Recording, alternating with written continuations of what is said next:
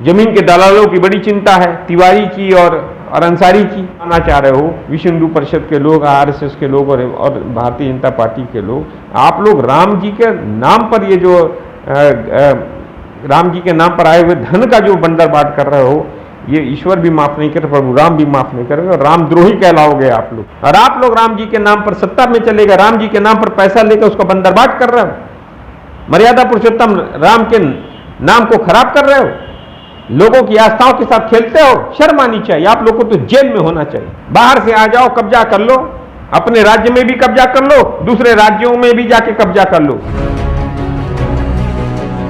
नमस्कार साथियों, जय हिंद। मैं प्रबल प्रताप शाही आपका साथी।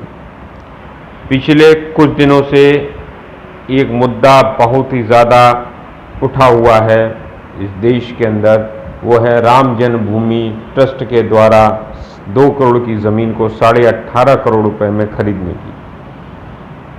जैसा आपको पता है कि एक 2 करोड़ की ज़मीन एक अंसारी और एक तिवारी खरीदते हैं पाठक परिवार से और बैनामा कराते हैं 18 मार्च को 7:10 पर, और उसमें 2 लोग गवाह होते हैं। एक होते हैं अनिल मिश्रा जो राम जन्मभूमि के ट्रस्टी होते हैं और एक होते हैं उपाध्याय जो अयोध्या के मेयर। 5 मिनट के बाद वही ज़मीन 2 करोड़ की लागत की ज़मीन जिसकी एक्चुअल कीमत 5 करोड़ 90 लाख रुपए है, उस ज़मीन को चंपत राय जो राम जन्मभूमि ट्रस्ट के प्रमुख हैं, वह उस ज़मीन को 18.5 करोड़ रुपए में उसी तिवारी और अंसारी से खरीद लेते हैं और उसमें 17 करोड़ रुपए का आरटीजीएस और 1.5 करोड़ रुपए का बकाया रह जाता है। जब मुद्दा आता है सामने, पब्लिक डोमेन में आता है, इल्ज़ाम लगाए जाते हैं कि इसमें घोटाला हुआ है, तो चंपत राय आते हैं और वो कहते हैं कि ये जो ज़मीन है मार्केट वैल्यू में इसकी कीमत 24 करोड़ है, हमने तो 18.5 करोड़ रुपए में खरीदी। फिर अंसारी आते हैं, कहते हैं ये तो ज़मीन का जो 2 करोड़ की ज़मीन हमने खरीदी, इसका एग्रीमेंट हमने 2001 या 2011 से किया हुआ, मुझे बताइए। और फिर कहते हैं कि अयोध्या में जब से राम जन्मभूमि मंदिर बनने का आदेश पारित हुआ है सुप्रीम कोर्ट से, तब से ही अयोध्या की ज़मीन की कीमत बढ़ गई। तो भाई मेरे, अगर 2 करोड़ की ज़मीन थी जिसकी एक्चुअल कीमत 5 करोड़ 90 लाख रुपए थी, तुम्हारा एग्रीमेंट ही तो था पाठक परिवार से, तो वो पाठक परिवार ने 5 करोड़ 90 लाख रुपए में क्यों नहीं बेची तुम्हें? वो चाहता तो मना कर सकता था। अगर तुमने पहले भी कुछ उनको 50 लाख रुपए या कुछ भी एडवांस दे दिया था, वो एडवांस के बाद भी तुमको वो डिनाई कर सकता था कि नहीं मैं नहीं दूंगा, 5 करोड़ 90 लाख रुपए में ही दूंगा। और मैं कहता हूं कि अगर इसकी कीमत 5 करोड़ 90 लाख रुपए जो मार्केट वैल्यू इस समय है, अगर उस ज़मीन को बहुत ज़्यादा बेचा जाता तो 30% ज़्यादा बेच सकते थे।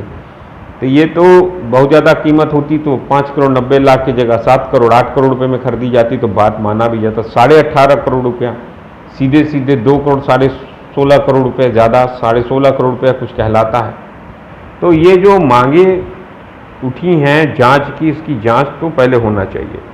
चंपत राय जी कहते हैं कि इसमें कुछ नहीं हुआ है, विश्व हिंदू परिषद के सचिव अध्यक्ष आके कहते हैं इसमें कुछ नहीं हुआ है, ट्रस्टी आके कह देते इसमें कुछ नहीं हुआ, अंसारी कहता है इसमें कुछ नहीं हुआ है। तो भाई इस तरह तो पहले भी इस देश के अंदर बहुत सारे घोटाले में, जिसमें घोटालेबाज जो रहते हैं वो आके पहले ही कहते हैं कि मीडिया में आके कहते हैं कि इसमें कोई घोटाला ही नहीं हुआ। तो मान लिया जाए किसी में कोई घोटाला नहीं हुआ, तो मेहुल चोकसी भी कहता है कि मेरे ऊपर कोई देनदारी नहीं है।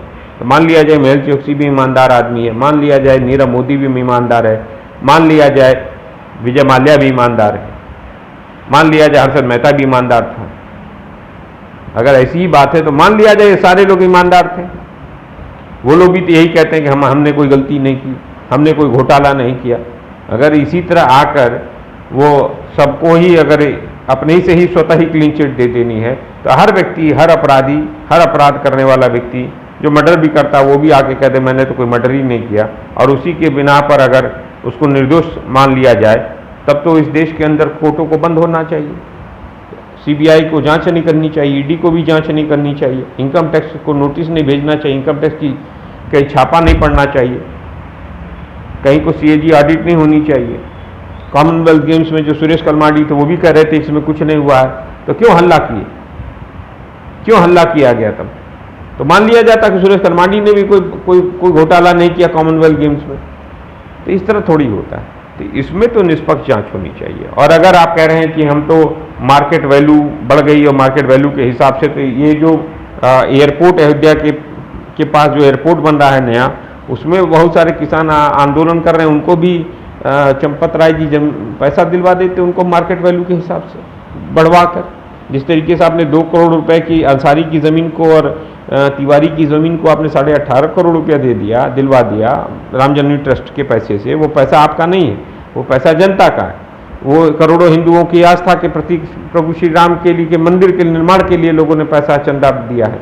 तो अगर यही करना था तो आप उन किसानों को भी पैसा दिलवा देते। और इस देश के अंदर लाखों किसान बॉर्डर्स पे बैठे हुए हैं, गाजीपुर बॉर्डर पे, टिकरी बॉर्डर पे और सिंगू बॉर्डर पर, और देश भर में किसान आंदोलन थे एमएसपी गारंटी कानून के लिए।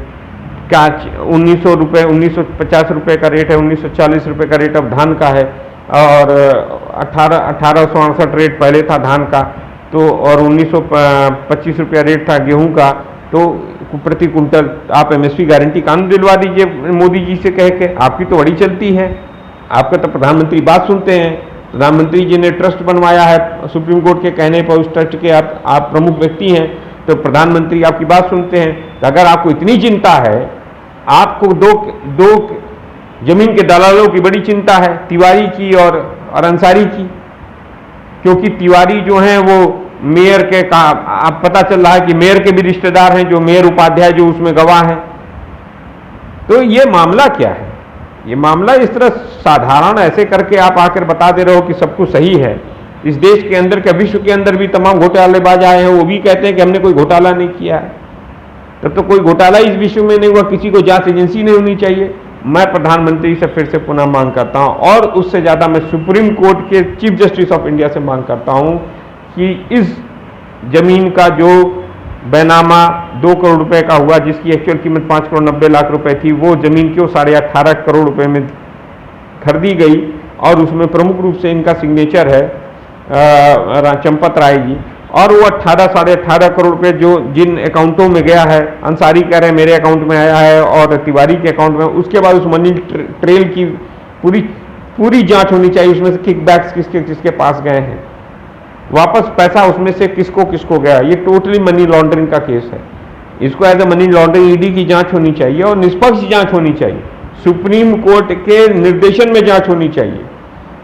ये जनता का पैसा है, करोड़ों हिंदुओं का पैसा है, उनकी आस्था के प्रतीक।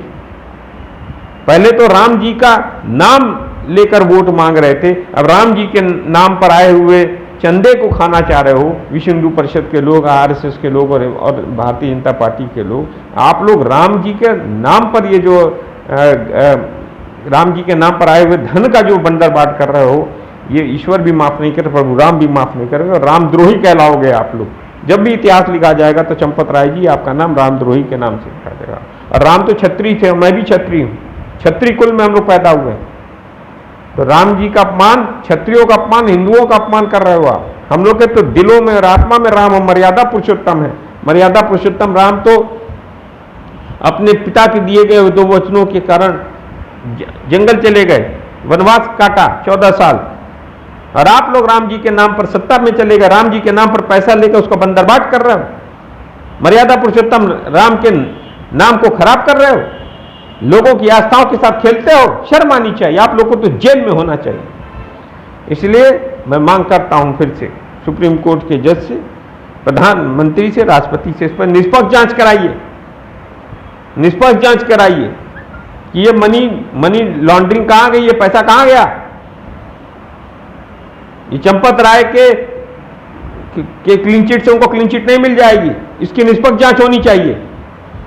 और पहले तो इन लोगों को अपने पद से, इस ट्रस्टी अनिल मिश्रा को और चंपत राय को अपने पद से हट जाना चाहिए जब तक जांच हो रही है।